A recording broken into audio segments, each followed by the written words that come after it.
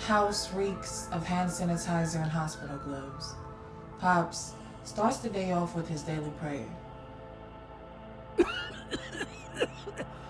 Wrinkled hands reach to cover his coughs as if the mask isn't doing his job right. That's Pops for you. Immigrant to the land of opportunity. Equality to ease the naive mind, but equity reminds us that jobs for immigrants are no factor.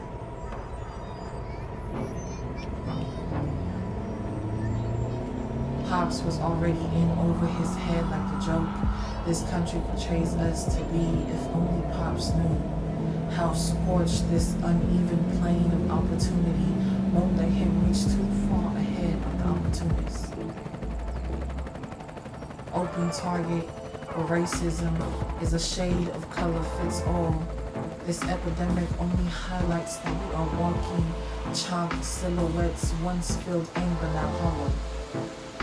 A walk to the nearest liquor store, don't nearly lose all the calories gained by the snacks we buy in it.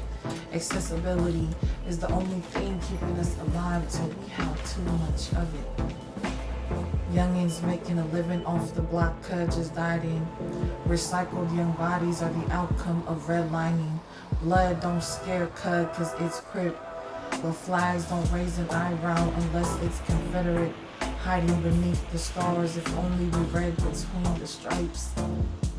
As a people, Pacific Islanders have lacked representation in education, politics, and community groups. We were born stubborn, but that quickly turns into ignorance when we neglect the simple truth that COVID is killing us. There were 145 new deaths reported among Pacific Islanders for the last 4-month data of January this year. The vaccine is meant to stop new forms of COVID. I ain't trust the vaccine at first because we was raised to be skeptical. I got old folks at home, so I got the shot because it meant they'd be protected. 2,061 of us have lost our lives to COVID through March 5th, 2022, and most of them haven't been vaccinated. American Samoa makes up the majority of the U.S. Army, yet they discriminate against our right to Medicaid. 90% of the reason for joining is to give back to our communities, being that we come from the highest poverty rate of any state or territory in the U.S.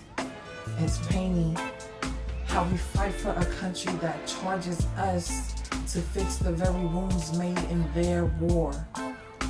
As if COVID shouldn't be the alarming evidence as to how this country always had our backs on the ropes, as if lashed backs of slaves dripping on stolen land wasn't modern enough. They divide the less fortunate into seasoned crime neighborhoods. Streetlights, once meant to come in, now means time to clock in. Big bros slide or swoop cause change was getting heavy but blue hundreds cost more. How is the vaccine free but healthcare isn't? Make it make sense. I mean literally make it make sense cause our dollar can't stretch far enough to cover an annual hospital checkup. Family gatherings are what we're known for. If we gotta separate for the time being, that's fine. Heavy on family, so when it come down to it, I'ma protect mine. Rather be 6 feet apart than 6 feet under, no lie. I walk around the house a little more confident knowing I got the shot. Creaks on the wooden floor lets me know that Pops is in the front living room. Coughs turn into howls. Wrinkled hands become wrinkled tissue. Fresh air ain't so fresh. I got a family to take care of. Old folks to keep alive and young lives to know what it's like to live. I hope one day my nieces and nephews recall a life without health restrictions. That growing up any shade of black isn't a mistake but rather a virtue.